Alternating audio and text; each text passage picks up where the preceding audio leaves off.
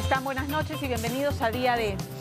Hay que admitir que el polémico razonamiento del congresista José Balcázar de Perú Bicentenario para abstenerse de votar en este proyecto de ley que dispone prohibir el matrimonio con menores de edad, con menores de 14 años, ciertamente tuvo un momento de lucidez poniendo los reflectores donde deben estar y que siempre señalamos aquí en Día D, ¿no es cierto? La temprana iniciación sexual entre adolescentes, el embarazo infantil y adolescente que está directamente relacionado con el abuso sexual y la violación y una realidad que, por supuesto, debe ser desterrada, ¿no? ¿Qué es lo que dijo el congresista? En algunos casos, dijo, los padres venden a las chicas en la selva. Muy bien. Vayamos a lo que se vive en la selva. Este es el primer caso de esta noche y no es el único que va a haber, porque esto es absolutamente dramático. Esto ocurrió en la selva de Amazonas. En 3 hospitales de esta región no pudieron recibir a una niña de 11 años que literalmente se estaba desangrando. Tiene todo el pantalón y están las fotografías y los videos empapados en sangre. Y no la pudieron recibir porque no tenían el personal médico con la capacidad de atender un caso tan complejo como este. Sus padres tuvieron que hacer un peregrinaje de 7 horas por carretera hasta lograr llegar al hospital de Bagua, donde la recibieron. El diagnóstico, hemorragia uterina por desgarro vaginal. ¿Qué había ocurrido ese día? Ese día, esta criatura de 11 años fue emboscada por su vecino, Elio Jaén, de 51 años.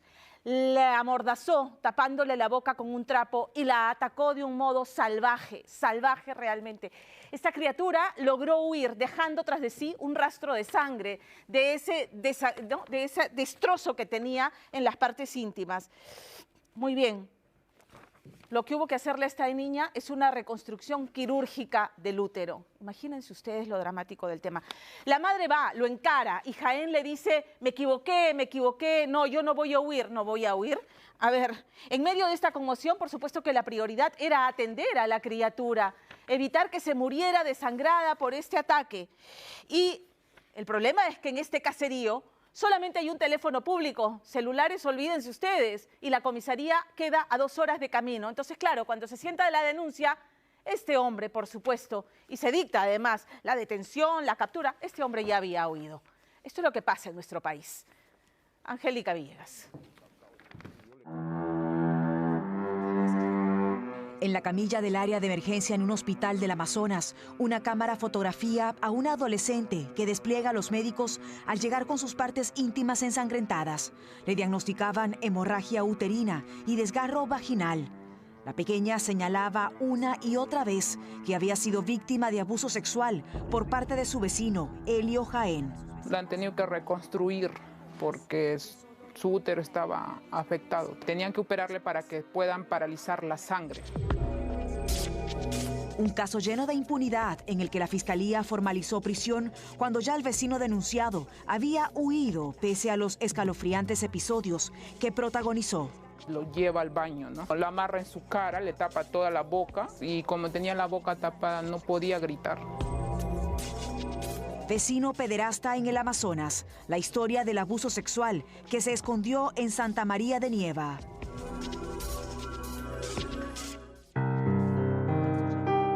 Pocas veces Santa María de Nieva en el departamento del Amazonas ha figurado en los titulares policiales, así que nada parecía perturbar la tranquilidad de sus más de 2.510 habitantes, entre ellos a esta adolescente, la segunda de un hogar de 4 hermanos.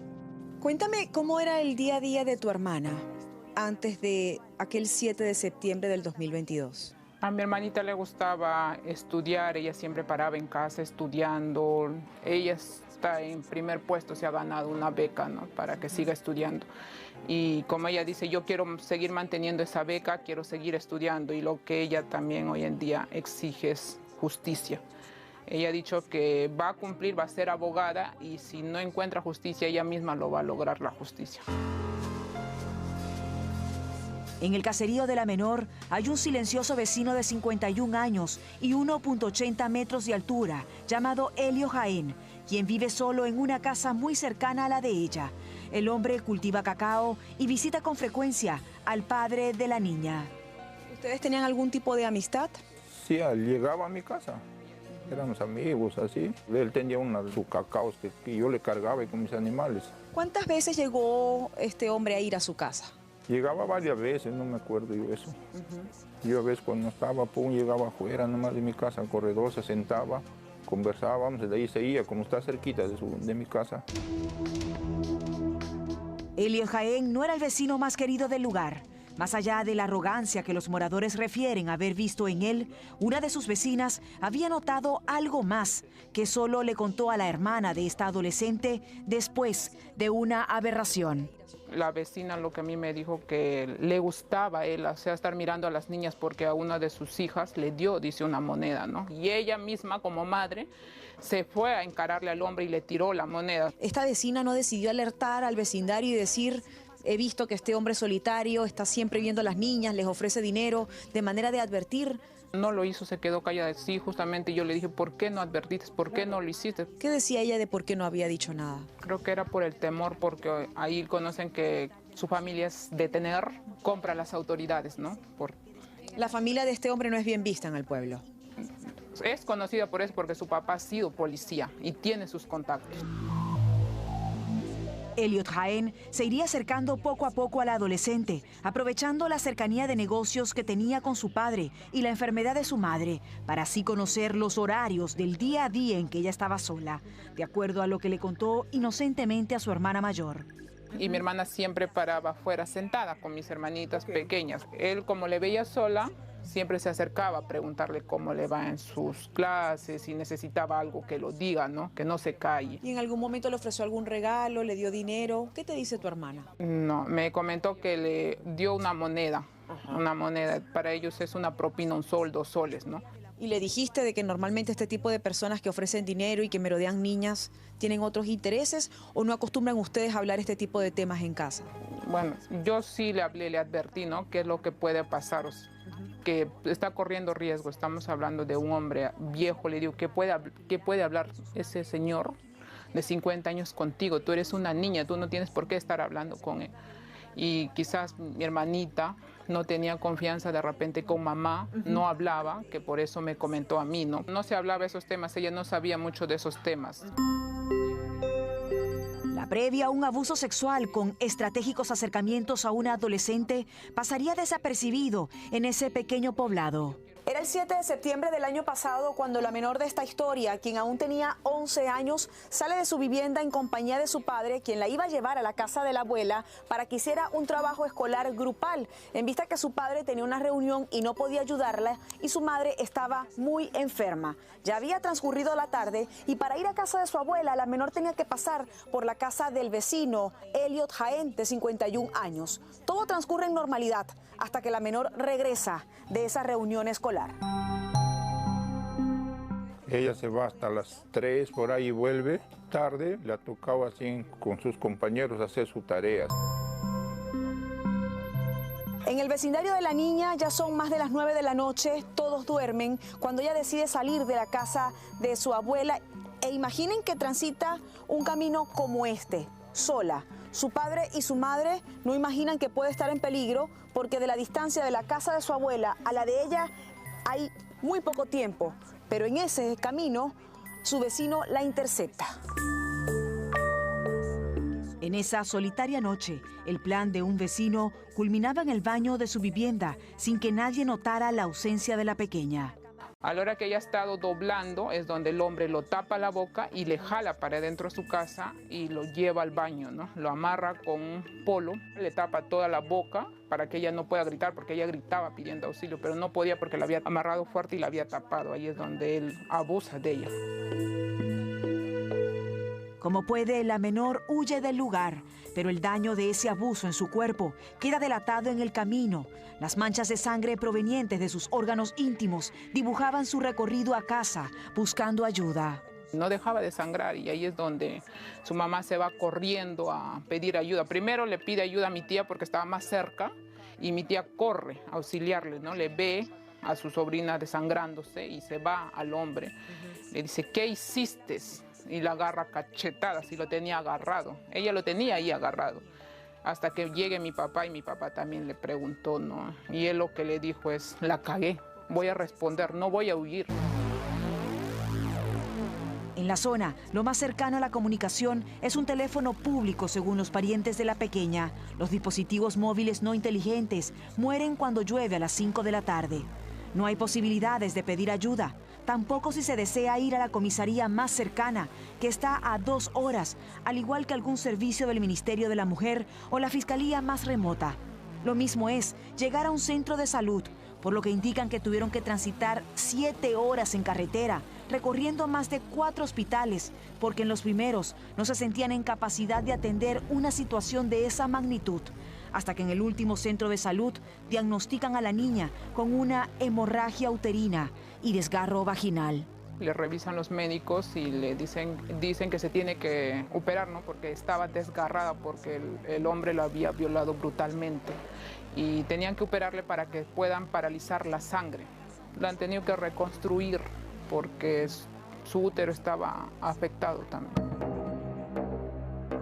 Todo esto complicaba realizar el examen médico legista de la menor para acreditar el delito, siendo dicha diligencia diferida, según su abogado. Por la gravedad de sus lesiones y por la urgencia de la atención que necesitaba la menor, sobre todo por la lejanía de un médico, ¿no?, del Ministerio Público, es que primero se priorizó su salud, se le atendió y como sabemos, todo lo que es registrado en la historia clínica, esa historia clínica es la que se va a homologar o se va a complementar con el examen médico legal.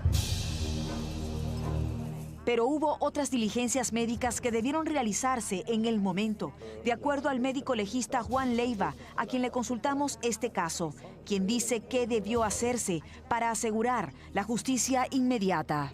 Si está dañada la región genital y está con un tapón hemostático, ¿no? Es cierto, ningún médico legista ni forense va a destapar ese tapón hemostático sin autorización de su médico tratante, pero el resto del cuerpo está libre. Y entonces, si la niña y el padre, a la hora que hace la denuncia, dice que la jaloneó del brazo y la introdujo a su domicilio el agresor, la lógica es que el médico busque esos signos de equimosis por dígito presión o algún otro signo que nos indique que efectivamente la versión de la denuncia tiene una evidencia anatómica que la corrobore. Si yo difiero un examen de lesiones y pasan varios días, pasa una semana, pasan 10 días, ya no voy a encontrar lesiones recientes, lo que voy a encontrar son lesiones antiguas que nadie va a poder ubicar en el espacio temporal del hecho.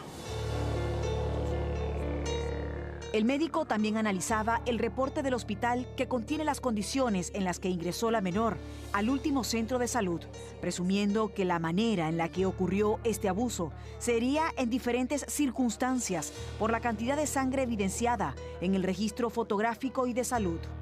Un desgarro perineal, tiene que haber una desproporción, ¿no?, entre el miembro viril u otro objeto con el diámetro del canal vaginal de la menor de edad, ¿no?, por un lado.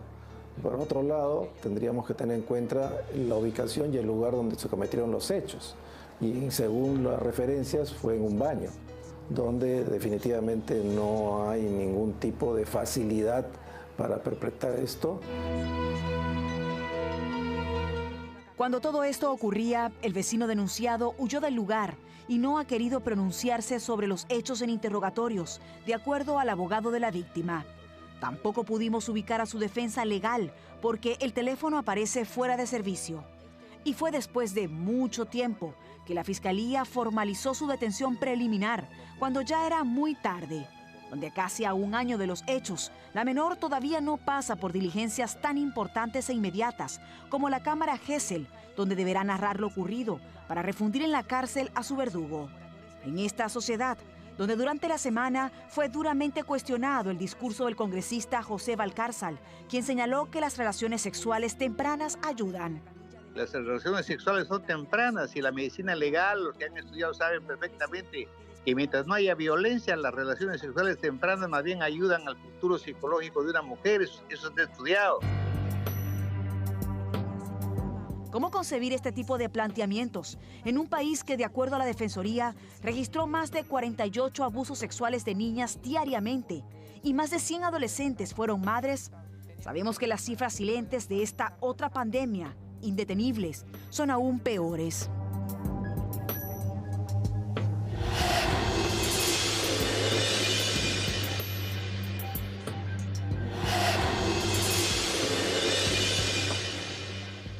Un año de haber sido prácticamente destrozada.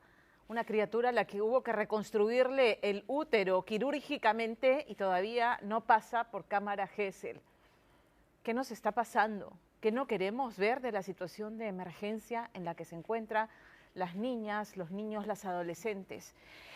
Lo que ha hecho el congresista Balcázar con estas declaraciones es precisamente visibilizar esta situación de emergencia y que precisamente por esa óptica retrógrada, cavernaria, retorcida, sin sustento científico, porque lo que no ha podido mostrar el congresista Balcázar, ese es el sustento científico de esas afirmaciones, es que no se hacen los cambios estructurales que necesitamos para frenar esta situación.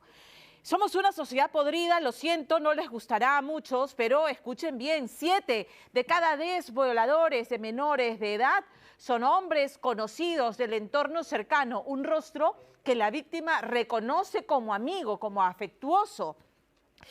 Y este es el segundo caso de la noche. Se trata del íntimo amigo del padre de la víctima que hace la denuncia esta noche. Una amistad forjada en 20 años en el seno de una iglesia cristiana. Festejaron juntos los matrimonios, los nacimientos de los hijos. Lo hizo, este es el hermano que este hombre eligió en la vida y lo hizo padrino de su hija. Al final del día, pues, ¿cómo maliciar, cómo sospechar de este mejor amigo, de un hombre que además es padre? Pero así son las cosas. Llegó ese día en que la mamá descubre todo. Llegó de haber festejado su cumpleaños con un grupo de amigas y llega a su casa, a donde había ido Abraham Panta Barrenechea, el mejor amigo, a tomarse unos tragos con su compadre, pero encontró a su esposo inconsciente y a Abraham Panta en su cuarto, a oscuras, con sus hijas. Por supuesto que se le encendieron las alarmas. Ya en cámara Gesell descubrió más detalles de lo que esa noche su hija le contó. En cámara Gesell, la niña narró cómo es que su padrino la había obligado a practicarle sexo oral. Ella ya tenía 8 años, pero dijo que esto ocurría desde que ella tenía 5, o sea, sistemáticamente. La pericia psicológica demuestra que hay afectación psicológica por abuso sexual y Panta Barrenechea está detenido preventivamente, pero buscando salir en libertad y seguir el proceso en libertad, ha dicho que no es suficiente la palabra de la niña y que además está siendo inducida. Y encima, los padres de la criatura están siendo presionados por la familia de Panta, diciéndoles, oye, retira la denuncia, piensa en todo el daño que nos estás ocasionando como familia. Lorena Ormeño. El 31 de diciembre de 2019, la pequeña no podía contener la emoción por soplar las velitas de sus 5 años. Estaba rodeada de amor y, como siempre, para que el cuadro estuviera completo, debía acompañarlos su padrino, Abraham Panta Barrenechea, el hermano elegido de su padre. Que es una persona que yo conocía más de 20 años. Yo tengo solamente 3 amigos, mejores amigos, dentro de los cuales él era uno. Él ha estado aquí, mi familia la ha visto nacer, él ha estado en casi todos mis partos de mis hijos. Él viene en los cumpleaños de mis hijos. Confiaban en él. No sabían Aldo ni su esposa, Rosa María, como llamaremos a estos padres, que tras soplar esas velas, su hermano elegido se despojaría de su máscara de amoroso padrino para, dicen, someter a su niña a sus bajos instintos. En la cámara Gesell estaba yo atrás de un vidrio, teniendo que escuchar a mi hija cómo es relatar el tener sexo oral contra tu voluntad. A mi hija de 8 años. Mi hija de 8 años no debería saber eso.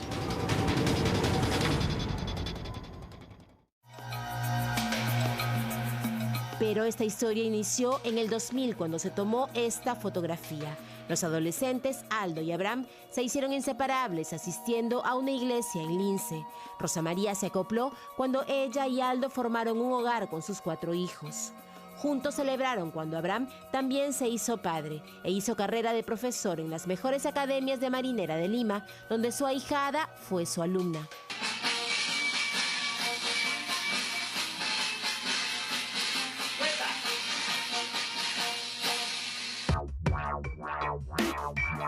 Pero todo terminó la madrugada del último 2 de abril, en el cumpleaños de Rosa María. Días antes, Abraham le mandó un mensaje. Ya, ¿y qué haremos el sábado, mami? Bueno, yo iré a bailar con mis comadres. El baile sería en una discoteca a una cuadra de su casa y Abraham ofreció acompañar a su hermano elegido mientras cuidaba a los niños. Él llega a mi casa como a las 10:30 aproximadamente. Habríamos estado con él aquí unos 15, 20 minutos, él y un par de amigas más. ¿Cómo estaba en ese momento? ¿Habían tomado mucho? Un pisco entre las 5 personas. Cuando ya yo me fui, creo que quedó menos de la mitad, que era lo que... ¿Estaba bien? Estaba bien, no, estaban sanos, los dos estaban súper sanos. Entonces ya nosotros nos fuimos, porque la idea era ir a bailar, y él se quedó acá. Con las niñas dormidas, Rosa María avisó que volvería a las 6 a.m., pues sus amigas la llevarían a tomar caldo de gallina como fin de fiesta. Para la espera, ellos fueron a traer unas cervezas. Salimos a comprar a una bodega aquí cercana. Obviamente yo no lo puedo dejar con mis hijos, ¿no? Salimos los dos y regresamos rápidamente. Yo me siento acá, él se sienta ahí. ¿Cuántas cervezas llegaron a tomar ese día? De las 6 que compramos, solo 3. La cuarta estaba abierta, es más, estuvo varios días después del suceso en mi refrigeradora. ¿Qué quiere decir? Que estábamos tomando y íbamos a seguir tomando. Pero en algún momento yo ya no recuerdo nada y lo normal es que yo me quede aquí sentado durmiendo, ¿no? Por último, si estoy, entre comillas, borracho, como se dice. Pero mi pareja no me encontró sentado. Me encontró como si alguien me hubiera alzado las piernas y recostado en todo el sofá. Hasta hoy Aldo no entiende cómo quedó inconsciente. En esa situación, Abraham debía irse, pues meses antes, al quedarse en la sala, Rosa María salió al escucharlo hablar con su niña. Incómoda, le prohibió quedarse. Sin embargo, esa madrugada, a las 4 a.m., una amiga pasó por su casa y le avisó que su compadre salió a atenderla mientras su esposo dormía. El miedo se apoderó de ella. Yo ingreso, encuentro al papá de mis hijas aquí, totalmente recostado, y no estaba Abraham en ningún lado aquí en la sala, que era donde yo los había dejado. Entonces yo camino, porque escucho a mis hijas, camino hasta aquí, porque no subí el jardín, camino hasta acá, y en el altillo, que este es mi cuarto, aquí es donde yo duermo, nadie sube porque saben que soy bien celoso con mi cuarto, él estaba ahí sentado en una silla que tengo ahí, delante del escritorio, y yo les pregunto, ¿qué hacen ahí? Porque esto estaba totalmente oscuro. Y me dicen, no, estábamos contando monedas. Ahora, se me hace extraño porque mis hijas duermen aquí. Este es su cuarto, esa es su cama. ¿Qué dijo en ese momento? No, es que se levantaron las chicas y nos pusimos a contar las moneditas que están ahí arriba. ¿Qué monedas? ¿De qué tipo? ¿Qué? Eran monedas, plata, porque él le había dado plata, la luz estaba apagada. ¿Estaban contando a oscuras las monedas? Él dice que con el brillo de su celular, pero yo cuando entré no había nada. Él sube a buscar el celular nuevamente a mi cuarto, no estaba, y en eso entra al cuarto de mis hijas, que es cuando yo estoy como que, ¿por qué entra? Y encuentra el celular aquí, en la parte de acá. ¿Debajo de las colchas? Sí, debajo de las colchas. Y él dice, ay, bueno, la bebé debe haberlo agarrado. Qué raro. Y yo le dije, sí, ¿no? Qué raro. Qué extraño. Y me dice, sí, pues es que, ay, así son los niños. Bueno, yo ya me voy. En ese momento yo estaba como que no había una explicación lógica para mí de que un hombre de 36 años esté con una niña de 8 y una niña de 6 a oscuras en mi cuarto. Cuenta que furiosa intentaba despertar a Aldo cuando la niña salió. Y yo empiezo a decirle, despierta, nada. Y no reaccionaba. Mi amiga agarró y lo cacheteó, como 3 cachetadas le dio, pero fuerte. O sea, empezó a hacer así, reacciona. Y nada, él no reaccionaba. ¿Y él suele perder así el conocimiento? No. Entonces mi hija sale y yo le digo, ¿qué pasó, hija? Yo no me levanté. Y yo le abrazo a mi hija porque empieza a llorar y le digo, ¿qué pasa, mami? Mamá, el niño me tocó donde tú dices que no me debe tocar. En mis partes. ¿Cómo te tocó? Metió su mano así, dentro de mi polo y me agarró acá. Y también metió su mano dentro de mi pantalón y me empezó a hacer así. Y ella hacía con su manito así. ¿Qué más ha pasado? ¿Solamente fue eso o fue algo más? Ahí es donde la bebé nos dice que él le había obligado a que le ganamos sus partes íntimas, que practique sexo oral obligada y que no era la primera vez. El corazón se le hizo trizas escuchando a su niña y sabiendo algo peor. Ella le dice primero a mi pequeña, la de 8, que levántate, ¿no? Y ella le dice, no, no me quiero levantar, déjame. Y él le dice, si es que no te levantas, voy a levantar a tu hermana. Y eso en declaración tal cual le dijo, yo tuve que hacerlo porque me obligó, porque si no iba a levantar a mi hermana. Y se lo iba a hacer a ella. Entonces yo tuve que hacerlo, así no quise. Ella me dijo, yo la protegí, mamá. Yo protegí a mi hermana, a ella no le pasó nada. Su segunda hijita, ¿por qué subió? ¿Cómo llegó allí? Ellas, después de que pasó eso, él bajó y la levantó. A ella también, porque ella nos dijo eso. Y yo le dije, ¿qué subiste? ¿Qué pasó? Solo me dio moneditas y ahí tú llegaste. Entonces pensamos desde que quizás si es que yo no llegaba en ese momento, hubiera pasado alguna otra cosa porque él sabía que yo iba a llegar más tarde. Rosa María fue con su hija a sentar la denuncia y en flagrancia el padrino fue detenido. Ese mismo día, en Cámara Gesell, se confirmó que presenta signos de afectación por la presunta violación sexual. Identificó a su padrino Abraham como su agresor y reveló que la primera vez habría sido en su cumpleaños número 5 y las otras veces en momentos de distracción en su propia casa. La psicóloga me dijo que pues, este tipo de personas a veces en esos 5 minutos, 3 minutos, normalmente a veces tocan a las niñas y ella decía eso porque él la tocaba. Y ahora digo, bueno, incluso estando yo aquí, de repente él cuando entraba decía, voy a ver a la bebé, voy a despedirme de la bebé o algo. En esos minutos él aprovechaba y la tocaba o algo y yo no me daba cuenta, yo estaba aquí. Confiando en él. Confiando en él, porque él es papá, él tiene una niña. En su declaración, el padrino insistió en que contaban monedas y negó el abuso sexual. La persona de le ofreció quedarse a dormir. Sí, me invitó a descansar y el cuarto de se encontraba ubicado en el altillo. ¿Por qué motivos tuvo a las menores con las luces apagadas? Las luces se prenden del primer piso. Ellas subieron para hablarme, para mostrarme monedas, por más que yo le decía que bajen a descansar, que ya era tarde.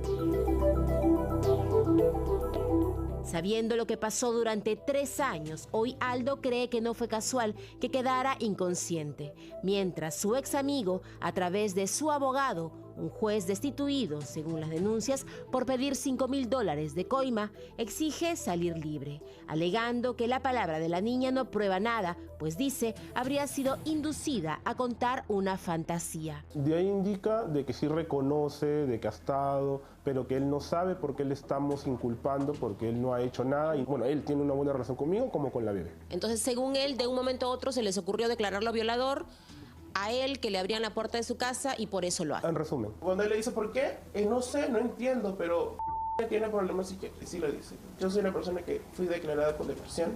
Digamos que así esté sumida en la depresión total, ¿eso te da derecho a tocar a mi hija?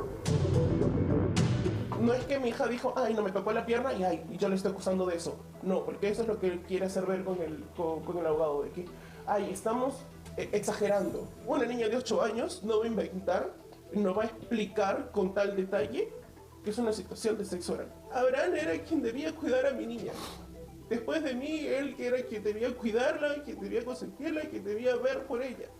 ¿A qué persona escogí yo para cuidar a mi hija? Ya está programada la audiencia para decidir si dejan libre o no al hermano elegido. Mientras, según los padres, la investigación que inició rápidamente ha quedado paralizada. Para mí somos cualquier persona que sea un violador y sobre todo violador de niños es una persona enferma que no merece estar en la sociedad. Porque si él sale, se va a desaparecer, en algún momento va a poder hacer nuevamente vínculo con alguien y en algún momento se lo va a volver a hacer a otro niño. Y es que la familia del acusado parece empeñada en salvar como sea al presunto agresor. Mamá Doris dice que ¿cómo se puede solucionar esto? ¿Tú crees que se va a solucionar con lo que le hizo a la bebé? ¿Tú crees que es negociable? Busco que ambas partes puedan estar tranquilas. Lo siento, Amparo, contra esto no puedo hacer nada. La amiga le escribió a él a decirle, bueno, lo importante es que está bien. No sé qué es para ella estar bien después de que una niña de 8 años la obligaran a tener sexo oral con quien considera su padre. Ya lo metiste a la cárcel, ya está en la cárcel. ¿Qué más quieres? ¿Que lo mate? Si algo le pasa a mi mamá, ya yo los denuncio a ustedes. Porque ahora voy a tener que tapar todos los televisores para que no salga. Ya lograron ponerlo en la cárcel. Perfecto. Ya, perfecto. Pero también la vamos a luchar. No para que salga Abraham, porque de repente Abraham también tiene parte de culpa. Entonces, si te hace feliz esto, bueno, recibe tu karma también. La ley es clara. Un violador de menos de 14 años tiene que ir preso. Nos han llegado a decir de que el karma va a llegar y que tenemos hijos. O sea, yo me tengo que sentir mal. Según ellos, no es el único responsable, ni un rastro de culpa, como tampoco tienen los depredadores sexuales. La violación sexual contra mujeres y contra niñas fundamentalmente en países como el nuestro es un tema de dominación.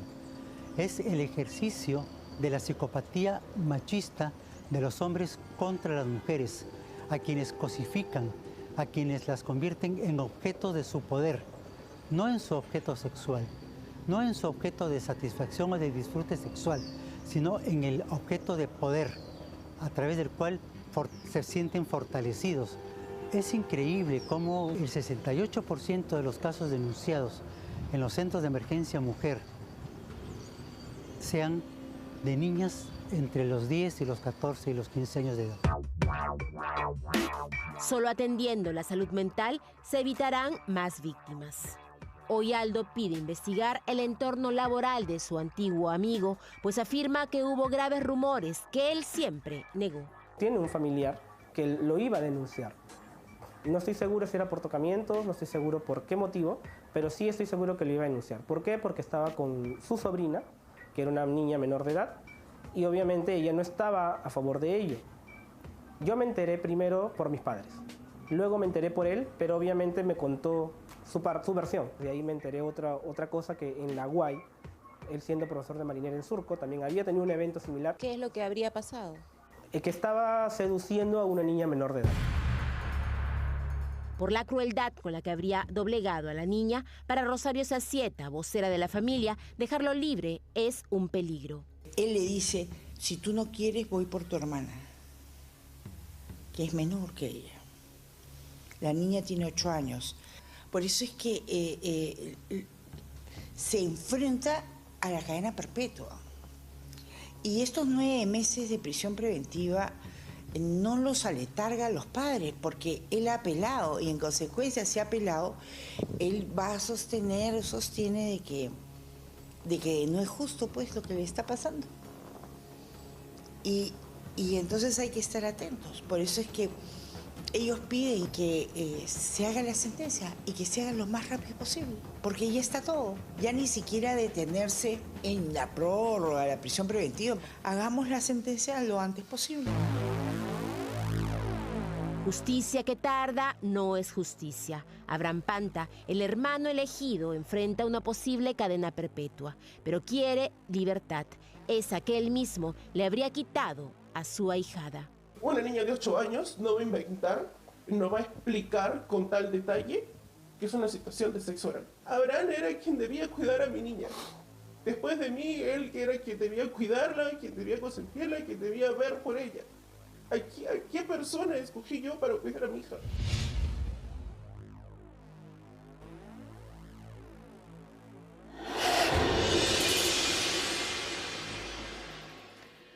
Bueno, cifras sobre violencia sexual en contra de menores de edad abundan y es ahí donde debemos poner los reflectores y donde también lo ha hecho el congresista Balcázar, en medio de su perorata sin sustento científico, porque eso es lo que hemos escuchado. Sí ha dicho un par de cosas que me parecen relevantes, ¿no? Dice, en las ciudades grandes las uniones de hecho son tempranas, las relaciones sexuales son tempranas, y ahí dice la medicina legal sabe perfectamente que mientras no haya violencia, las relaciones sexuales tempranas más bien ayudan al futuro psicológico de las mujeres. ¡Wow! Pero dice, el problema es cómo prohibir el embarazo. la falta de educación sexual, punto número 1, que me parece fundamental. Pero punto número 2, subraya que ya desde los 14 años se están embarazando. El sexo lo mantienen más allá de lo que se ha dicho y si el matrimonio está legalizado o no y si se inscribe o no. Bien importante esto porque creo que es ahí donde deben haber cambios estructurales y secularmente, para ponerlo de algún modo, el Ejecutivo o el Estado, las autoridades se han resistido a hacer los cambios que necesitamos que apuntan a la educación sexual con enfoque de género para evitar estas cifras monstruosas. El MINSA en el 2023 ha registrado 3.429 casos de embarazos adolescentes. Hasta septiembre del 2022, 30.000 embarazos adolescentes. Violencia sexual en el Perú, los centros de emergencia mujer, hasta octubre del año pasado, 11.524 casos de abuso sexual de niñas de entre 12 y 17 años. ¿Qué hacemos? Se lo preguntamos esta noche a Rosario Zacieta. Ha sido ministra de la Mujer, pero ella muchas veces, y lo hemos visto, asume, ¿no es cierto?, pone el pecho por casos como los que acabamos de ver, porque estamos en emergencia, Rosario. Esta situación está... Sí, es una pandemia con la que coexistimos. Es una pandemia, dentro de la pandemia de cualquier cosa, de grillos, de sapos... Pero esta pandemia viene sostenidamente creciendo y creo que la infancia ha sido de alguna manera relegada, sin entender las consecuencias. Si tú piensas que cada día 4 niñas entre 10 y 14 años dan a luz, sí, cada día 4 niñas son obligadas a ser madres, hay que decirlo. Obligadas a ser madres, pero violadas. Claro. Violadas, porque esto no es amor, esto no es consentimiento. No.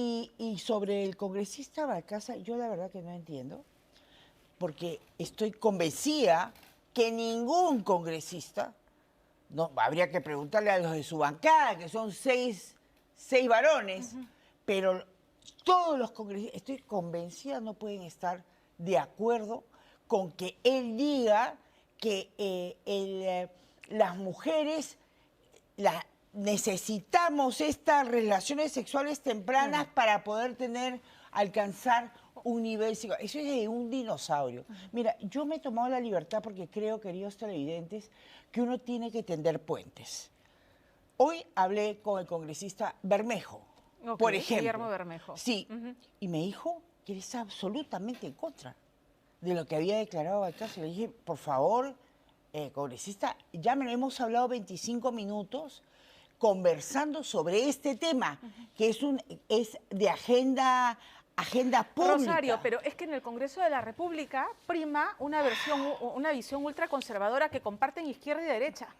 Prima esta visión en la que con mis hijos no te metas porque de sexo le hablo yo a mis hijos. Han logrado en educación que un comité de padres de familia pueda revisar los contenidos, sobre todo en temas sociales, de formación social de los niños, revisar los contenidos y censurarlos si consideran que no va de acuerdo con lo que ellos creen que se le debe educar a los chicos. Y tenemos estas cifras, o sea, a los chicos no les están hablando de sexo, no se les está educando sobre cómo cuidar su cuerpo y además cómo protegerse de embarazos no deseados, si sabemos que la iniciación sexual es temprana. Bueno, Rosario, ¿qué hacemos? Si cada hora hay 6 nacimientos de chicas entre 15 y 19 años, estamos mal. Y yo creo que acá hay un tema de salud pública. Fíjense, cuando las niñas son madres, tienen mucho más probabilidades de lo que se llama endometritis puerperal. ¿Qué es esto? Se les infecta el útero con la mayor facilidad. Estas niñas sufren también, como ha pasado con esta niña de 3 años, y como pasó con la niña de Chiclayo, que se tuvo que hacer una reconstrucción porque la había destrozado. Entonces, ¿esto qué es? Queda con un estrés postraumático de por vida, porque además, infelizmente, con toda la buena intención, tú has estado frente al Ministerio de la Mujer, hay acercamiento, hay apoyo, pero no se sostiene en el largo plazo. Entonces, ¿qué hacer? 81% de adolescentes que tuvieron hijos a edad temprana tienen trabajos informales. Así se les es. trunca el proyecto de vida, abandonan la escuela, deserción escolar. Perpetúas la pobreza. Entonces, de 3 de cada 4 embarazos, 3 de cada 4 embarazos adolescentes no fueron planeados. Se les trunca. ¿Qué hacer? ¿Qué hacemos? ¿Qué le decimos a los congresistas hoy, a esta formación parlamentaria y al Congreso que va a venir? ¿Qué hacemos? Porque yo creo que, hay cambios estructurales sí. que no se están haciendo. Mira, yo lo que creo es que tenemos que entender que la infancia merece estar dentro de la agenda nacional y que no puede ser que los poderes del Estado miren con indiferencia lo que les pasa. Y ahí hablo también del Poder Judicial. ¿O no nos acordamos del calzón rojo? Un año y no ha pasado por cámara Gesell la niña a la que le destrozaron el útero, el caso de Angélica Villegas esta noche. Un año. Reconstrucción quirúrgica del útero. 11 años tiene esa criatura, casi muere desangrada. Todavía no pasa por cámara Gesell. Porque no hay cámara Gesell, porque los alcaldes provinciales o los jefes de región, los gobernadores, no miran la situación de los niños. ¿Cuánto vale una cámara Gesell? Instalar Será una cámara Gesell. $12.000, $15.000. Okay. Y prefieren hacer un monumento a la hamaca. Claro, o sea, debería haber... Eso es la prioridad. Es la prioridad. Ya, y entonces, a ver, empecemos por cosas que se pueden hacer con presupuesto que manejan los gobiernos regionales o locales. Una cámara Gesell, ampliar los distritos judiciales para tratar estos casos, porque entiendo que son pocos. Tiene que haber como una especie de, eso es lo que pediría 105, como una especie de 105 para los juzgados. O sea, los juzgados tienen que tener, y obviamente los fiscales tienen que entender que no pueden trabajar vía Zoom, porque estos delitos no son virtuales, son delitos reales. Entonces, la Fiscalía... que es la que tutela a los niños, no puede dejar que se vaya un violador. Entonces, ¿qué pasa con este caso de este amigo, de los 2 amigos que la niña ultrajada? Claro, sí, el padrino. Uno hace padrino de sus hijos a quien consideras tu hermano del alma, ¿no? O sea, si no es un familiar, ¿Qué pasa con él? A ver, juez, ¿por qué estás esperando? Esto termina el 2 de enero, creo que termina sus 9 meses. Ya. Entonces, juez, ¿qué estamos esperando? Yo soy la vocera de la familia, pero yo tengo que hacer un agradecimiento especial al Centro de Emergencia Mujer del INSE, que realmente ha estado con ellos desde el principio, pero no se diligencian. ¿Dónde está el resultado de la cámara Gesell?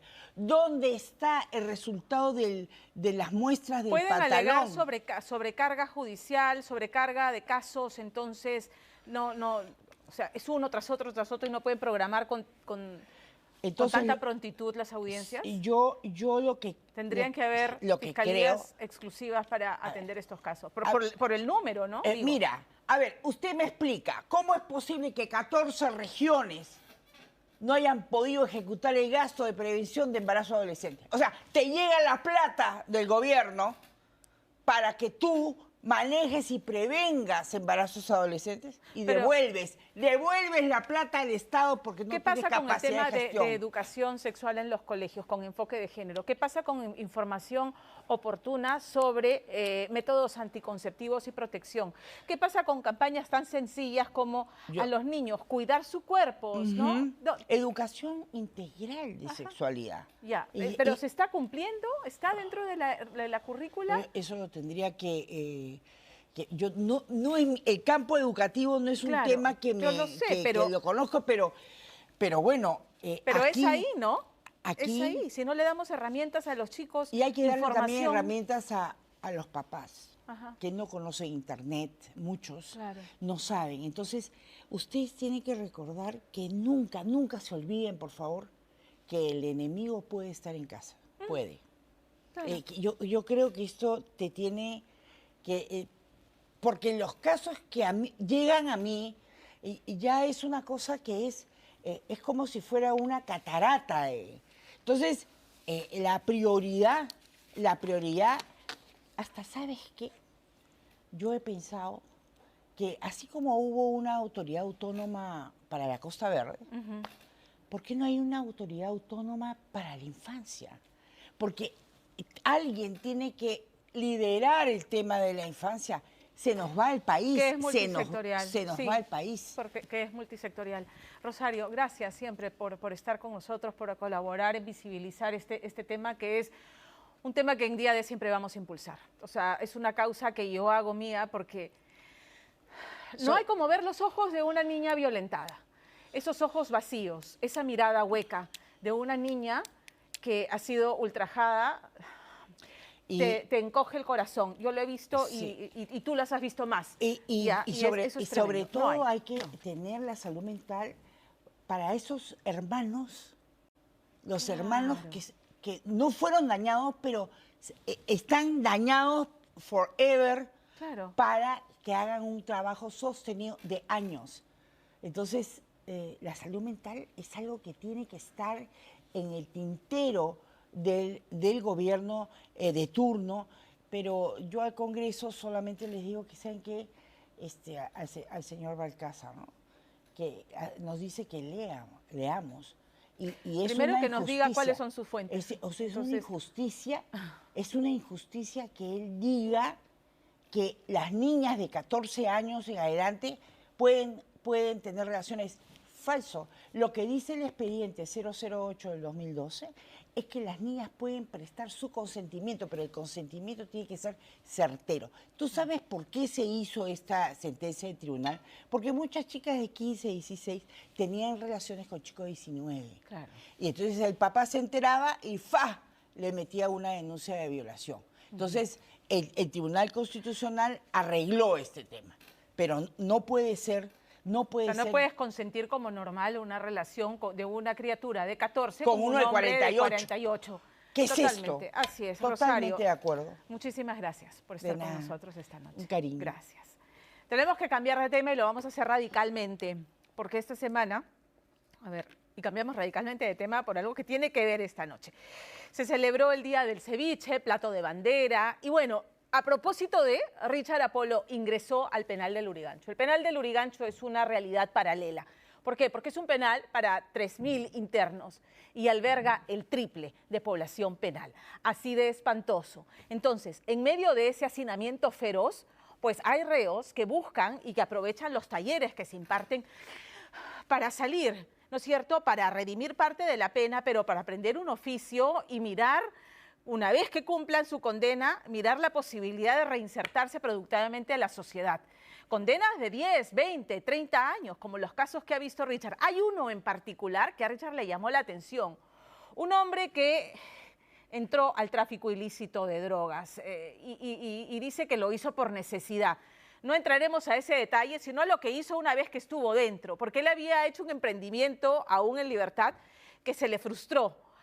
Y lo retomó dentro de la cárcel y hoy, aprovechando los talleres, confecciona ropa de baños, bikinis, exporta, va a iniciar exportaciones a Brasil, a Colombia, a Bolivia y además tiene otro emprendimiento más que desarrolla con los internos del penal. O sea, es posible, quizás a unos pocos, pero sí es posible y estas son historias que usted tiene que ver para que entienda la importancia además de dar una segunda oportunidad. Richard Apolo.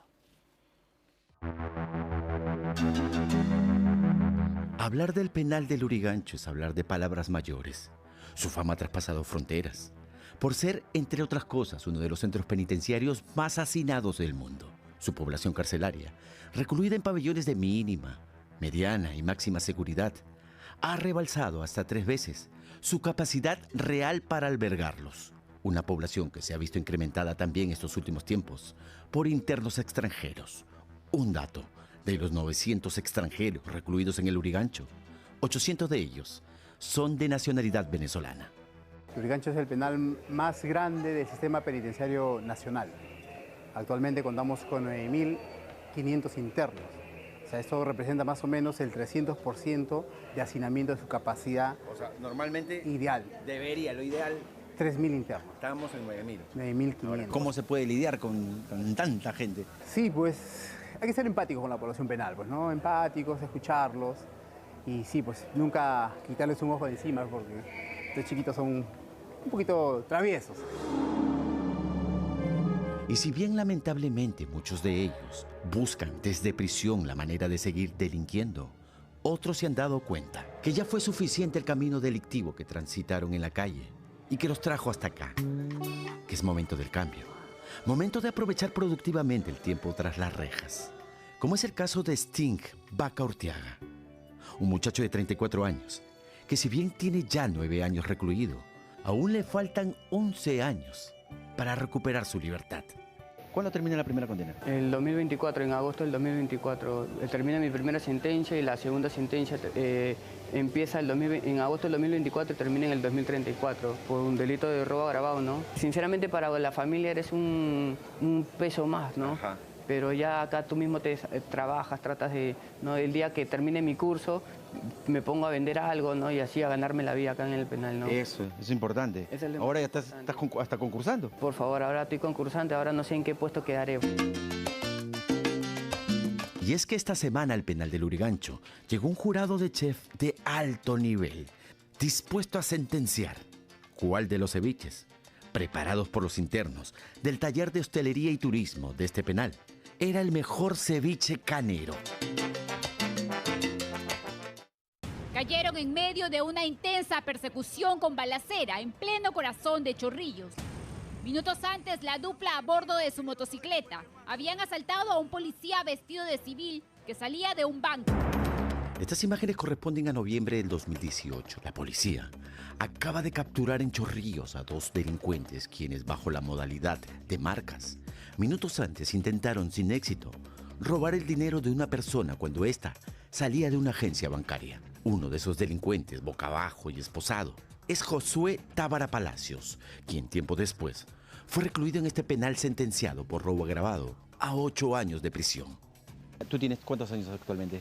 29 años. 29 años. ¿Entraste hace cuánto? Hace 5 años. Te crees dueño del mundo cuando estás en ese mundo de la delincuencia. Ajá. Y bueno, terminas en este lugar en el cual te das cuenta que es una mentira. Dice Josué que lo primero que se dio cuenta cuando pisó la prisión fue que esas amistades, entre comillas, que había forjado dentro del mundo delincuencial eran efímeras, no eran amistades reales. ¿Tú te juntaste con quiénes? Amigos que conocí en la calle. Ajá. Se puede decir amigos, ¿no? Que no eran tus amigos. Que no son mis amigos al final. No eran ni son. Ni son, porque... Pero ahí no te das cuenta. ¿Cuándo te das cuenta? Aquí. Estando en este lugar. Cuando se olvidan de ti, cuando ya no contestan al teléfono, cuando ya no... ¿Entiendes? Entonces solamente depende de ti y de tu familia. Las vueltas que da la vida. Cuando esta semana visité el penal de Lurigancho e ingresé al taller de hostelería y turismo, encontré a Josué Tábara en plena faena culinaria. Ya no empuñaba un arma, como años atrás en las calles. Ahora sus herramientas eran otras. Y los datos de los cuales tomaba apunte no eran el marcaje de un robo, como lo hacía en la calle. Ahora eran la lista de ingredientes de su ceviche. Ese que estaba preparando con ahínco junto a su equipo, y el cual llevaría luego al auditorio del penal, donde se elegiría el mejor ceviche canero, preparado en Luri.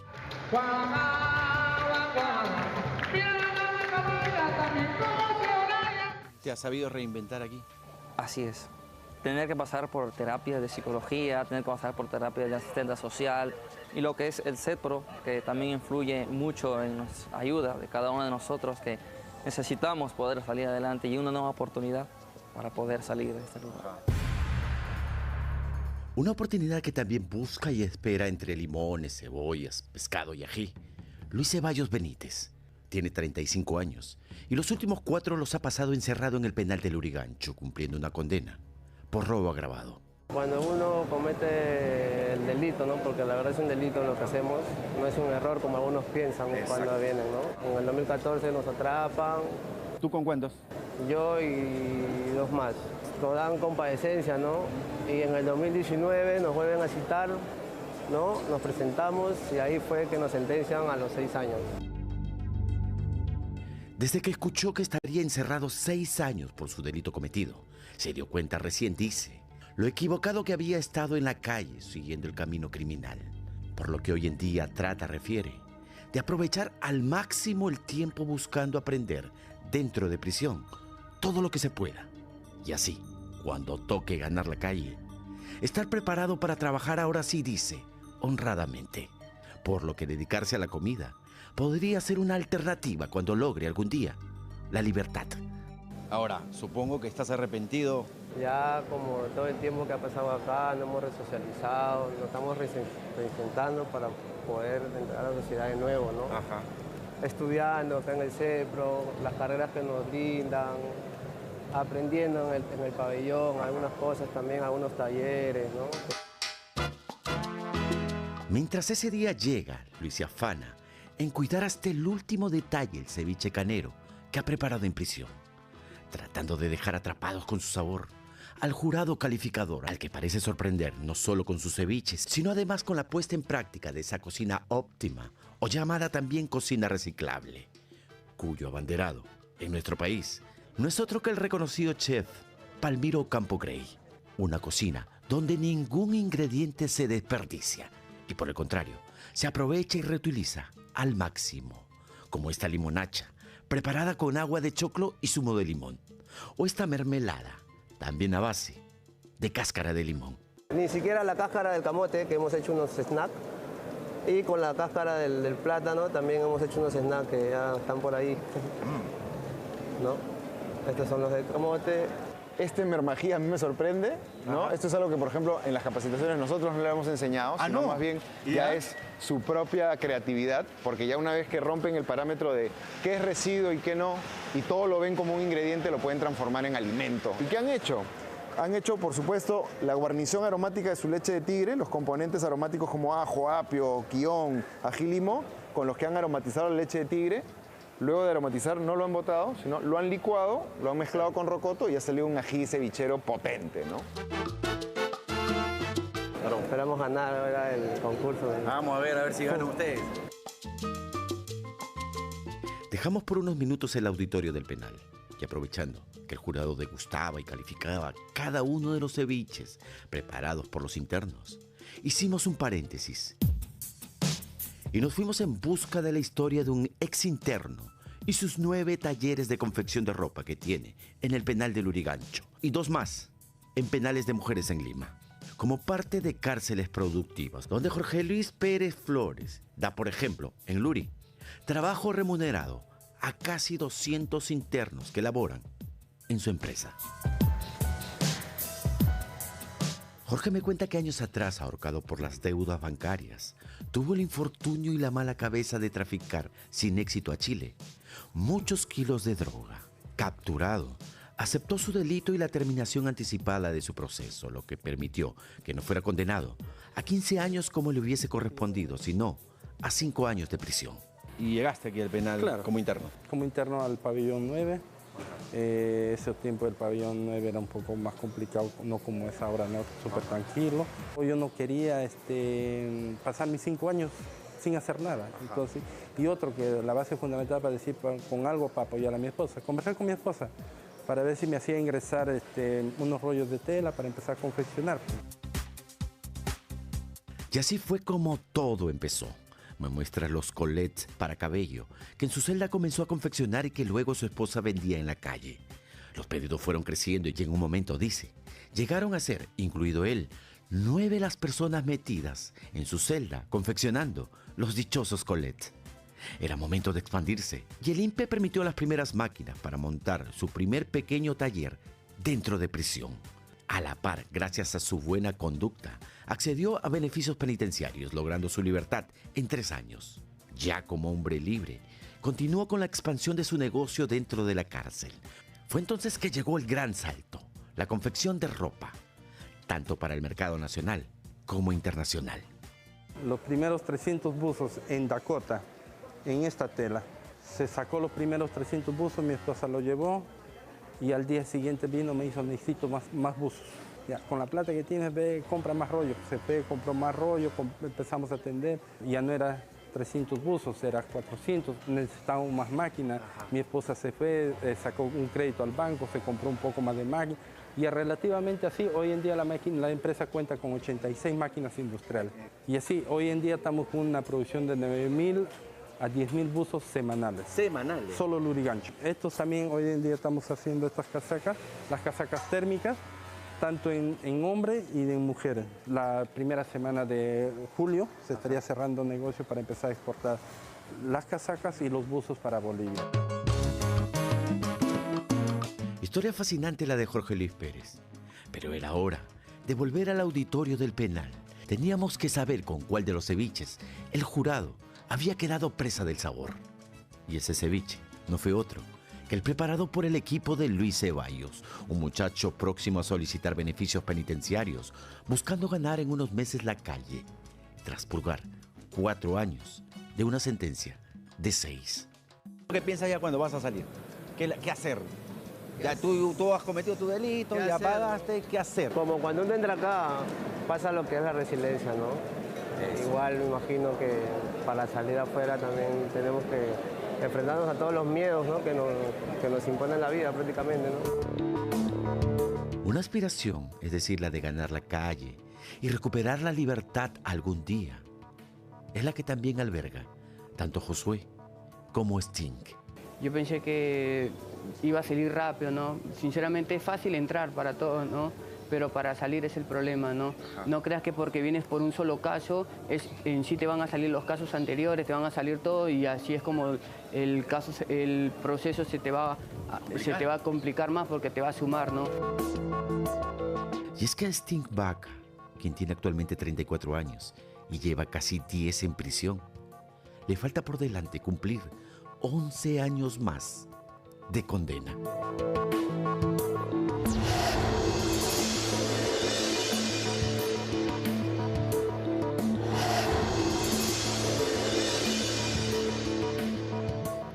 Tenemos que hacer una pausa, va a ser breve, y al regresar no se pierdan el reportaje de César Cornelio, porque de verdad es alucinante los videos y los audios que contienen el reportaje de cómo operan las mafias del narcotráfico en el Braem, que se convirtió durante la gestión de Pedro Castillo en un territorio liberado para las organizaciones narcotraficantes. Pistas clandestinas, diálogos entre pilotos bolivianos y narcos peruanos, mochileros que cargan 10, 15 kilos de droga durante 10, 15 días hasta llegar al punto de acopio y luego embarcarlas como si fueran además los pits de Fórmula 1. Estas operaciones de cargar la droga, de preñar la droga en la avioneta, no durarán más de 2 o 3 minutos porque si no los intercepta la policía. Alucinante, como en serie de televisión que terminó con una captura importante. ¿De quién se trata? Al regresar aquí en Día D. Pero antes de dejarlos con nuestros corte comercial, auspiciador. Son muchas las veces que te dicen que debes estar listo para competir en este mundo, pero te han dicho que el futuro es el camino que tú construyes. Prepárate para experimentar tu profesión, aplicar nuevos conocimientos en entornos reales y formarte para los desafíos del mañana. Elige la Universidad San Martín de Porres y construye tu futuro desde el primer día. Universidad San Martín de Porres, diferénciate. El examen de admisión en Lima, en Chiclayo y en Arequipa es el 15 de julio. Pausa aquí en Día D y regresamos. Esta noche en Día D. Está saliendo el carro. Vuela y lluvia de dólares en el Braem. 420.000. Los sorprendentes videos del clan del narcotráfico, los injertos del Chavo.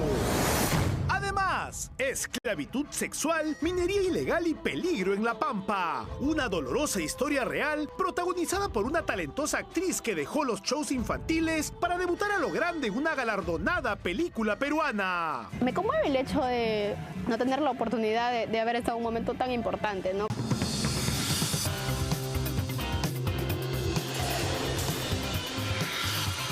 Ya se los dije, el reportaje de César Cornelio es como ver una serie, un capítulo de la serie Narcos de Netflix, pero en este caso estamos hablando de la selva del Braem, estamos hablando de narcos peruanos y bolivianos, de pista de aterrizajes clandestinas.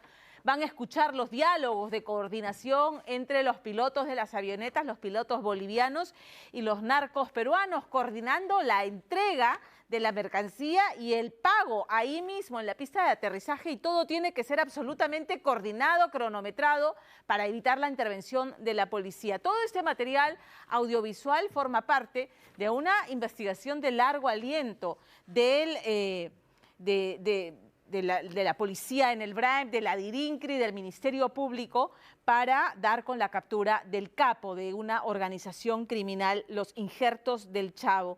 con esta modalidad que les decía, modalidad bajo el ala. ¿En qué consiste? En que la droga, que es transportada durante 10, 15 días por tierra por mochileros que llevan entre 10 y 15 ladrillos de cocaína cada uno, les pagan $1.000 por ladrillo de cocaína que reciben, perdón, $100 por ladrillo de cocaína que transportan, llegan a la pista, al centro de acopio y de ahí rápidamente a la avioneta. Y ahí mismo es donde se realiza el pago. Entonces, ahí están todas las coordinaciones con narcos bolivianos. Y esta noche usted va a saber cómo fue el seguimiento y la captura de Abel Arango Arquiñego, alias Colocho, y otros 9 miembros de su clan. ¿Cuánta cocaína y en cuánto estaba valorizada fue lo que se incautó en este operativo? César Cornelio. 1, 2, 3, 4, 5, 6, 7, 8, 9, 10. 11, 12, 13, 14, 15, 16, 18, 19, 20. El narcotraficante Michel Guevara Correa, alias Conejo, cuenta los fajos de dólares producto de la exitosa venta de más de 300 kilos de cocaína a los capos de la droga en Bolivia. El dosel frondoso de la selva, en el centro poblado Nueva Italia, en Ucayali, se convierte en cómplice silencioso de un lucrativo trato ilegal. 420, 420. 420. 420, 420.000. $420.000 es la ganancia que la organización criminal Los Injertos del Chavo recibieron por parte de la venta de 420 ladrillos de cocaína, $1.000 por ladrillo. La modalidad usada por estos narcos es conocida como bajo ala, donde todo el pago se hace a contraentrega. Cuando se interviene, alias Paisa, en el teléfono que se le incauta es ahí donde se le encuentra videos y registros fotográficos y un video justamente de fajos de dinero en dólares, aproximadamente $400.000. Estaban en fajos y justamente estaban enumerados los fajos de dólares. Entonces esto era producto justamente del envío de dinero, porque ahí se ven las avionetas que estaban desplegando justamente en las pistas de aterrizaje. En este video se muestra cómo una avioneta aterriza en la pista clandestina construida de manera improvisada por los narcos peruanos. El piloto boliviano por radio los felicita por su labor. Oye, bonita tu cancha, ¿para qué? Los ladrillos de cocaína son cargados velozmente en la avioneta boliviana en menos de 3 minutos. Para los narcotraficantes, la rapidez en esta operación es vital, ya que cualquier demora podría exponerlos a una intervención policial. Está saliendo el carro. Arriba, arriba. Se fue, Patita, se fue el cacharrito, se fue. Todo positivo. Ay, amiguito, ¿cómo salió la cosita? Bonito, mi rey, bonita tu pita, ya te dije. Elegante, elegante, amiguito. Buena suerte, amigo. Hermosa, mi rey. Vaya con Dios. Amén, igualmente, muchachos, ustedes se cuidan. Vayan con Dios igualmente. Bendiciones. Cuídense, cuídense. Estos videos fueron grabados en mayo del presente año y son evidencias en curso dentro del caso que se le sigue al líder de esta organización, Abel Arango Arquiñego, y otras 9 personas involucradas en actividades ilícitas en la zona del Braen. Este trabajo que ha realizado el Frente Policial Braen a través de la División de Inteligencia y la DIVINCRE es un trabajo que ha venido efectuando desde el año pasado, desde que se aperturó una carpeta fiscal, y durante el trabajo de inteligencia operativa y de interceptación telefónica legal que se ha venido realizando, se lograron efectuar 4 interdicciones, habiéndose comisado aproximadamente 400 kilos de clorhidrato de cocaína. Paisa, hágame un favor, mándeme el nombre ahí del señor ese, el del dueño de las cosas, ahí para yo hacer el video y todo el video. ¿Listo? En el audio se escucha al narcotraficante boliviano solicitar pruebas en video a Felipe Guevara Neira, alias Paisa, para verificar si la cocaína estaba lista y así poder enviar la avioneta. Sí, para mandar el video para que ellos se muevan ya a organizar todo el sitio, que tengan todo listo el sitio donde vamos a hacer las cosas, todo, que tengan que se muevan ahí para nosotros llegar solamente nomás a instalar todo. Felipe Guevara, alias Paisa, le envió este video mostrando que la mercadería estaba lista para ser transportada a la pista clandestina. Luego lo trasladaban vía terrestre, lo llevaban en dos modalidades, a través de mochileros, que por lo general son entre 10 a 15 personas, que cada uno carga un promedio de 15 a 20 ladrillos, cada ladrillo pesa aproximadamente 1 kilo, y lo transportan con la seguridad, para eso utilizan estos fusiles de guerra, lo trasladan por la espesura de la selva, por caminos de herraje, y lo llevaban hacia la zona de la convención, donde tenían una pista de aterrizaje clandestino, y ahí vía puente aéreo lo llevan a Bolivia. Los mochileros, a los que el general Valer hace referencia, llevan a cabo una travesía de 15 días por la densa selva, descansando por las noches y caminando durante todo el día. La organización les paga $100 por cada kilo que llevan en sus mochilas. Nosotros tenemos información de que el líder principal se maneja a través, digamos, de apelativos, diversos apelativos. Pero los que venían, digamos, moviendo directamente todo el aparato de esta red criminal es conocido como alias Colocho. Alias Colocho resulta ser nada menos que Abel Arango Arquiñego, el líder de esta organización criminal.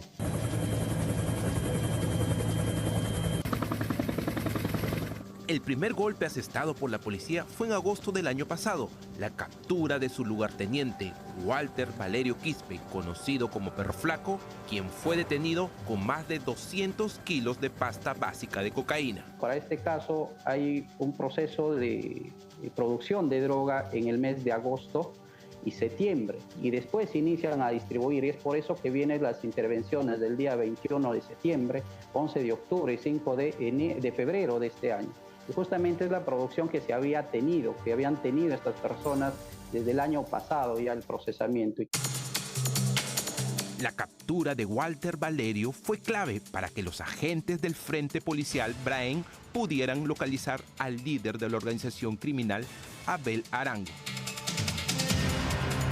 En un video registrado por el personal de inteligencia se puede ver a alias Colocho llegando a la comisaría de Pichari, siendo un completo desconocido para el personal policial, pero no para los agentes que lo seguían.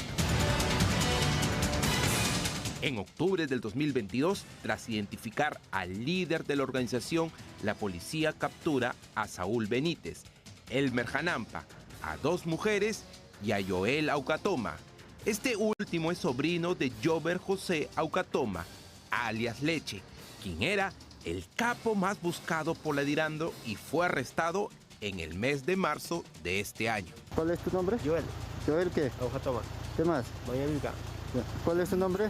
Beatriz Maritza Rodríguez. ¿Cuántos años? 24. DNI. 70, 78. Ya. 5 personas fueron detenidas por transportar varios kilos de droga. El sello del Delfín, logotipo de su organización, estaba impreso en los bloques.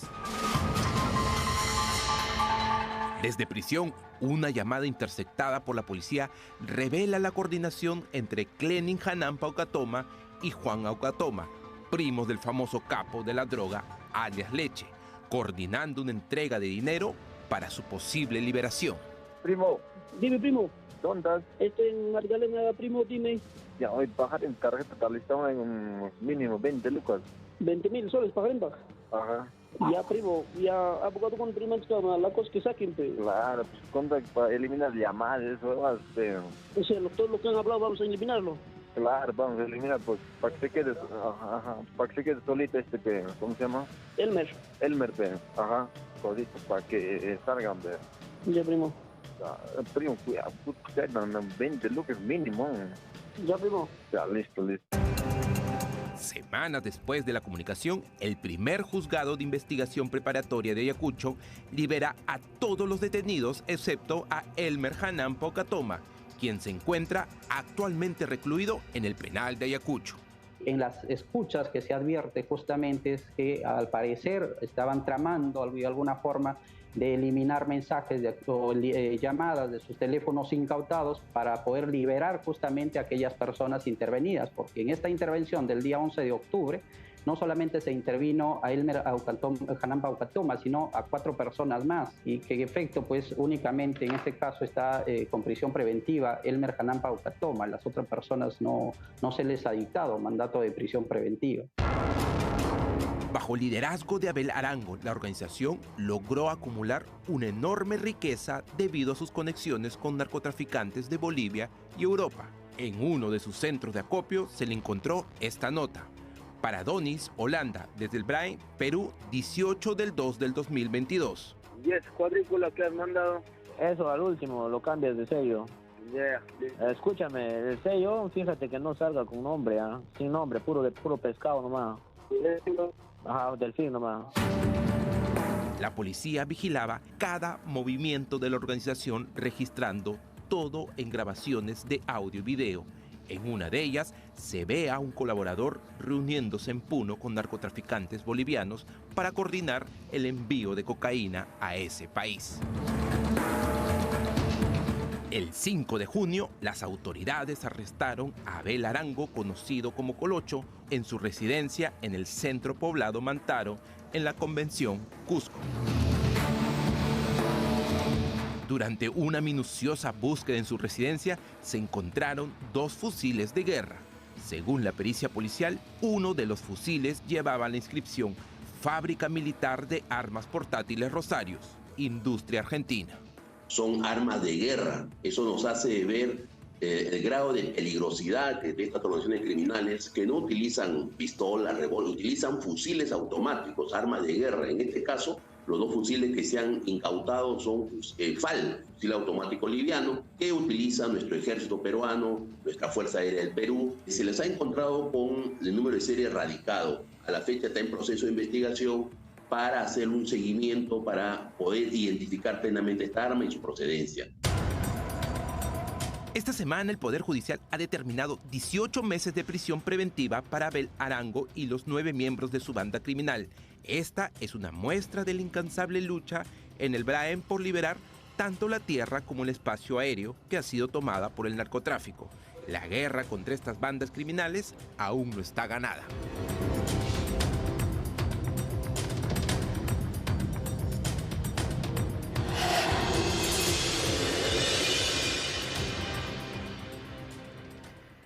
Vamos a cambiar de tema y vamos a hablar de la película nacional que acaba de ser estrenada. Se llama La Pampa, está recibiendo buenísimas críticas e incluso ya está siendo premiada. La Pampa, yo conozco La Pampa, he tenido el disgusto, porque no es un gusto ir a visitar esta zona que desde el aire es una visión francamente apocalíptica, es un boquerón abierto en medio de la selva amazónica, devastado por la minería ilegal que ha arrasado con miles de hectáreas de árboles y vegetación.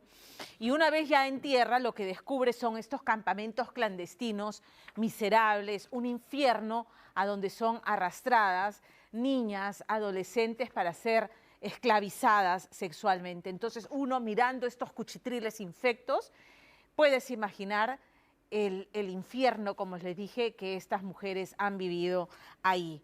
Y entonces un poco por ahí va la historia que narra La Pampa, y pienso que está muy bien, porque el arte nos tiene que alimentar el alma, el espíritu, enriquecernos, abrir nuestras mentes, pero también interpelarlos. Y esto es lo que hace el director de la película, Dorian Fernández, que eligió una historia de la vida real, de una mujer, una niña que fue secuestrada por estas mafias y que fue sometida a esta actividad de esclavitud sexual espantosa y que logró huir. Entonces, esta noche Percy Guzmán lo que nos presenta es a su protagonista, a Liz Pinedo. Liz Pinedo, que le da vida a Reina. Liz Pinedo es una chica que en sus tiempos libres se dedica a la animación infantil. Liz Pinedo ha crecido en un asentamiento humano en Pucallpa, donde la película fue estrenada en un esfuerzo por descentralizar, ¿no es cierto?, el tema de los estrenos y mostrar al talento local que hay detrás de esta producción.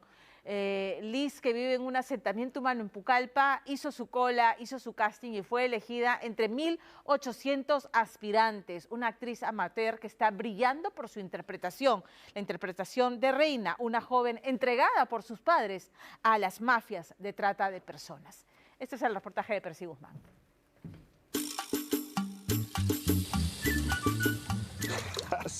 ¡Ay, qué rico!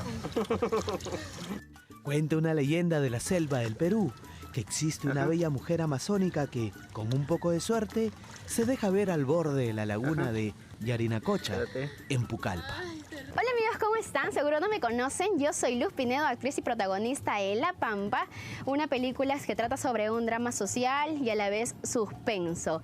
Pero desde este lindo y hermoso lugar que no tiene nada que envidiar a Miami, les invito a conocer mi historia. La historia de Luz Almendra Pinedo Hilario nunca fue fácil a pesar de todo el cariño, amor y educación que le brindaron sus padres. Esta señorita vive humildemente con su familia en un asentamiento humano. Comparte su habitación con los vestuarios que usa cuando trabaja como animadora infantil y logró, después de esperar por más de 12 horas para participar en un masivo casting, el papel protagónico de la nueva y premiada cinta nacional La Pampa.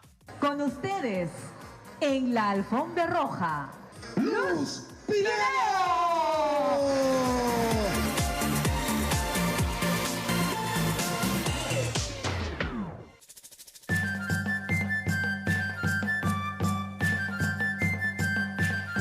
Hola. ¿Cómo estás? Bien, gracias.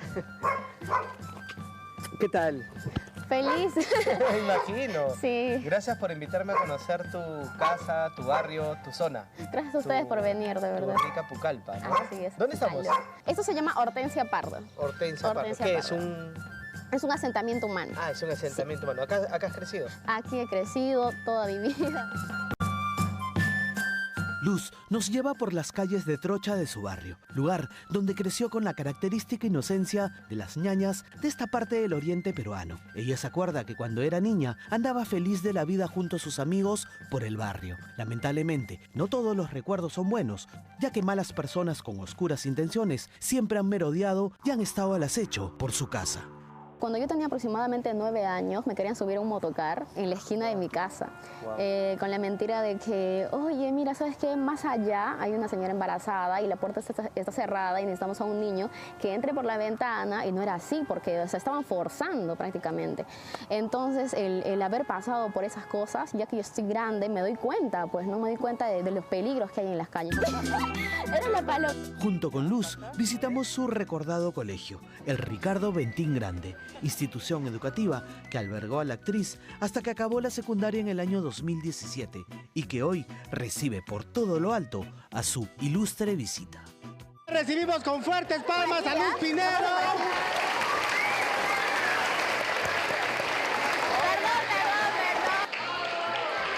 Ahí está Luz. Hola, Luz. Hola chicos, estoy muy contenta de estar aquí con todos ustedes y sobre todo ver a mi Miss Ordóñez por ahí. Yo espero que esté por ahí la Miss Tati, la Miss Rocío, que es la Miss de Arte, que han estado conmigo en toda esta etapa de la escuela, ¿no? Justamente conversamos con sus profesoras, quienes recordaron los inicios en el colegio de la alumna Pinedo. Siempre le ha gustado la actuación, ¿no? Esa era una de sus cualidades y por eso siempre resaltaba en comunicación cuando hacíamos los guiones teatrales y en arte. El colegio está muy contenta, feliz, los maestros, porque ella está dejando en alto nuestra institución educativa. ¡Felicitarle a ella! En medio del alboroto de los escolares, por la presencia de la ex alumna, fuimos testigos del primer autógrafo que le pidieron a la joven actriz. Ay, no me digas que es tu primer autógrafo. Sí, es mi primer autógrafo. ¿Tu primer autógrafo? ¿Cómo te llamas? Quiero recordarte toda la vida. Jack Miller, Caballero Navarro. Jack Miller, a ver, ¿qué le vas a poner? Qué bonito, tu primer autógrafo. De pronto, Luz empezó a firmar una infinidad de autógrafos. Después se animó a bailar una pandilla y hasta nos invitó a la ronda, para luego ser despedida pasando por un simbólico callejón de la buena suerte.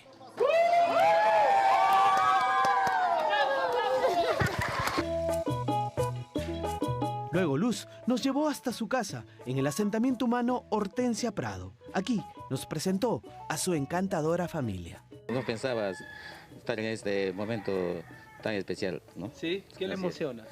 Lo que es mi hija, ¿no? Lo que ha logrado, lo que sigue logrando hasta ahorita, ¿no? Yo espero que siga así y siga adelante, ¿no? Ya se la está haciendo llorar. Yo muy orgullosa de mi hija, orgullosa por su talento que tiene, como mamá siempre apoyándole en sus sueños. En realidad quería que estudie otra cosa. ¿Por qué? ¿Qué quería que sea? Estaba entre abogada, contadora o enfermera, en uno de esos tres. Y ahora actriz. Y ahora actriz. Siendo el orgullo para su familia, ella nos cuenta que no deja de cocinar para sus dos hermanos mientras sus padres trabajan. Es más, la multifacética pucallpina nos preparó un delicioso y tradicional pango. Esta es la palometa, es un pescado muy rico, la verdad. ¿Te gusta el pescado mucho? Sí. ¿De río? Así es. Sancochadito. Sancochadito, vamos a poner por aquí ¿Ya? El platanito. Ese es tu plato favorito. Ese es mi plato favorito. Es mi desayuno. Qué rico, es bien salado. Sí, es bien salado.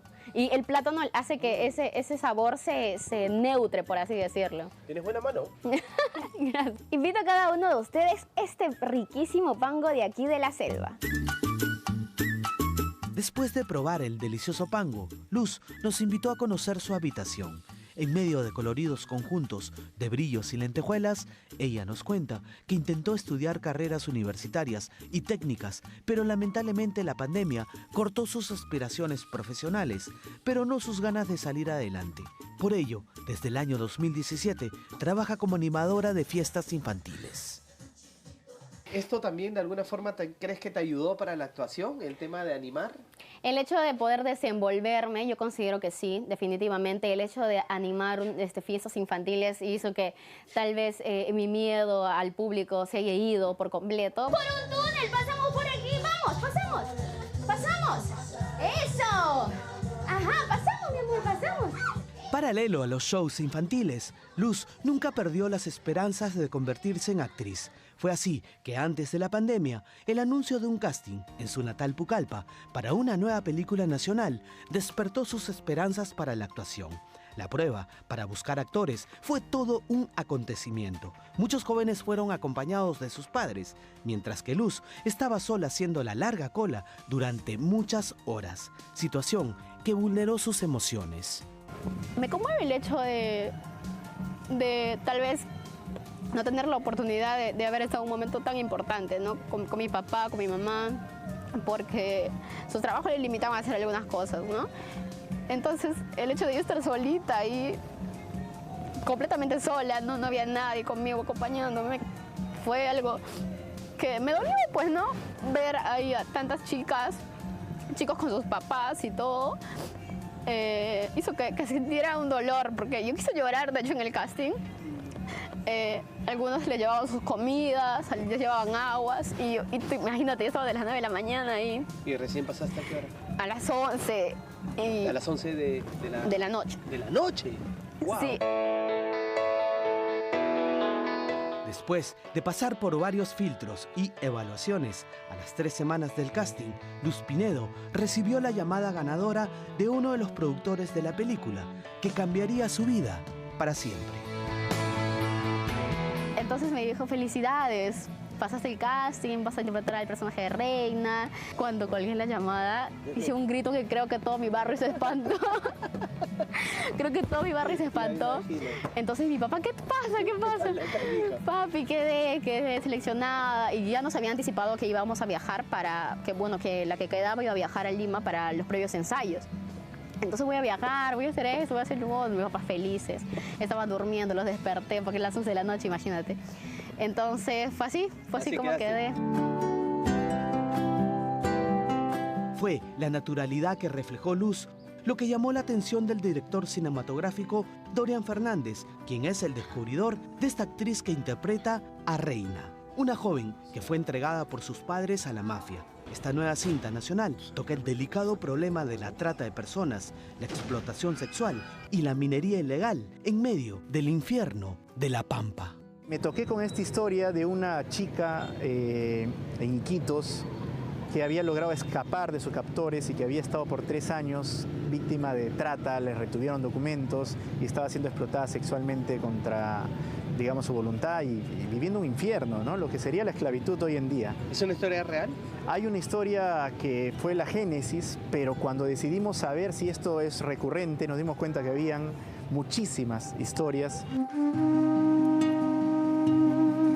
Para el rodaje de la película, se montó sobre 10.000 metros cuadrados de canteras de arena La Pampa y en un campo de motocross se armó 3 cuadras de los denominados prostibares. Aquí Luz compartió roles protagónicos con el primer actor nacional, Fernando Basilio. La actuación, 20 para ella. Está 20, para hacer mira, una buena. mira. Y eso a pesar que es empírica, ¿no? Así es, bastante natural. Lo bueno de ella es que ha tenido compromiso y sencillez, y siempre la belleza va a estar en la sencillez de Luz, ¿no? Y eso es lo que se refleja en la película y personalmente también. Y eso es lo que le va a hacer grande.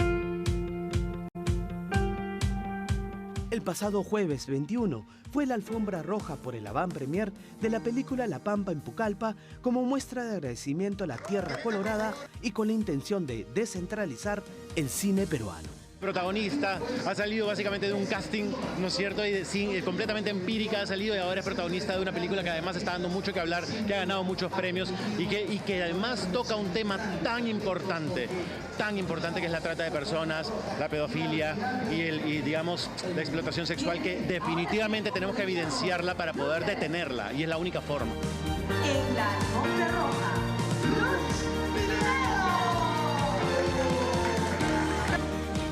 Muchas gracias, de verdad estoy muy contenta, muy feliz y muy agradecida con Día D que me estuvo acompañando. Ya hemos venido por ti, ¿eh? Muchas gracias por eso, estoy muy feliz. Felicidades, me das una foto. Escúchame bien. Nunca más vuelvas a hacer esto. Con nadie. ¿Me oyes?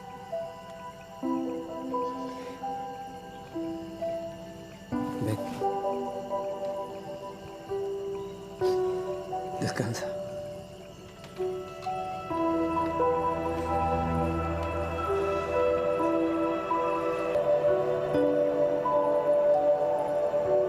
En el día de su estreno, La Pampa logró agotar todas las salas de cine en Pucallpa y hasta el día de hoy, la cinta nacional está logrando una gran taquilla a nivel nacional. Las buenas críticas apuntan al talento natural de Luz Pinedo, una joven chica de Pucallpa que con perseverancia es el claro ejemplo de que a pesar de la adversidad, no hay mejor héroe que uno mismo. Que hay batallas que ganar y en cada página el amor nos convierte en luchador y descubres lo común. No hay un héroe como tú. ¿Y qué es fundamental? Ir a ver la película en sus primeras semanas de estreno. ¿Por qué?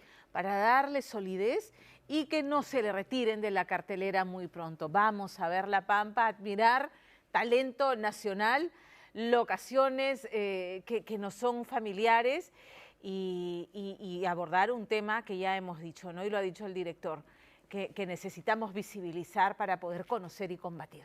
Muy bien. Felicitaciones, de verdad, a todo el equipo. Nosotros hacemos una pausa y vamos a regresar para hablar de la partida de don Arturo Gutman, expresidente del IPD, una persona muy comprometida con el deporte, con la cultura y con el desarrollo del Perú. Dejó de existir hoy, así que regresamos para hablar de su partida. Esto es Día D, no se muevan.